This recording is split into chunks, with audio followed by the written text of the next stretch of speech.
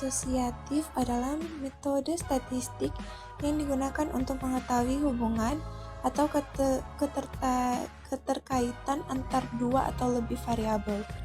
Tujuan utama analisis ini adalah untuk melihat apakah perubahan pada satu variabel berhubungan dengan perubahan pada variabel lain tanpa harus menunjukkan hubungan sebab akibat. Metode yang sering digunakan, korelasi Pearson untuk data numerik berdistribusi normal, korelasi Spearman untuk data ordinal atau tidak normal, chi-square test untuk data kategorik.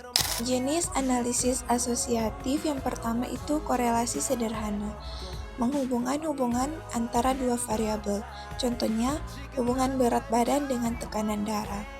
Yang kedua, korelasi berganda, melibatkan lebih dari dua variabel, misalnya hubungan antar tekanan darah dengan usia, berat badan, dan aktivitas fisik. Yang ketiga, uji chi-square, menghubungkan hubungan antar dua variabel kategorik seperti jenis kelamin dan kebiasaan olahraga. Analisis prediktif adalah metode statistik yang digunakan untuk memperkirakan atau memprediksi nilai suatu variabel berdasarkan variabel lain. Analisis ini tidak hanya mengukur hubungan, tetapi juga berusaha membuat model yang dapat digunakan untuk memprediksi hasil di masa depan.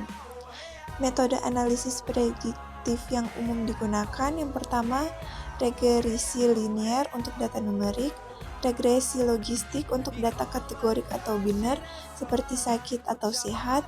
Yang ketiga, analisis time series untuk memprediksi data berdasarkan waktu, misalnya jumlah kasus penyakit per bulan. Jenis analisis prediktif yang pertama, regresi linear, digunakan untuk memprediksi nilai variabel dependen Y berdasarkan satu atau lebih variabel independen X yang berskala numerik. Misalnya, memprediksi tekanan darah berdasarkan usia dan berat badan. Yang kedua, regresi logistik, digunakan untuk memprediksi kemungkinan terjadinya suatu peristiwa, variabel dependen kategorik atau biner, seperti sakit atau tidak sakit. Yang ketiga, analisis time series atau runtun waktu, memprediksi nilai di masa depan berdasarkan pola data historis dari waktu ke waktu. Yang keempat, analisis survival atau ketahanan hidup, menganalisis waktu sampai terjadinya suatu peristiwa seperti kematian, kesembuhan, atau kekambuhan penyakit. Contoh penerapan dalam bidang kesehatan yang pertama, penerapan analisis asosiatif, meneliti hubungan antar konsumsi buah dan risiko diabetes dengan menggunakan korelasi Pearson atau uji chi-square.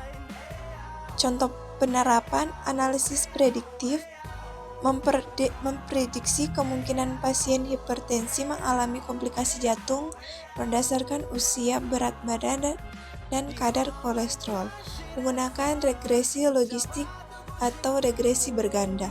Kesimpulannya, analisis asosiatif dan prediktif merupakan dua pendekatan penting dalam biostatistik yang memiliki peran berbeda namun saling melengkapi dalam penelitian kesehatan. Analisis asosiatif digunakan untuk mengetahui hubungan atau keterkaitan antar dua atau lebih variabel tanpa menyimpulkan adanya sebab akibat. Sedangkan analisis prediktif digunakan untuk memperkirakan atau meramalkan hasil suatu variabel berdasarkan variabel lain yang mempengaruhinya.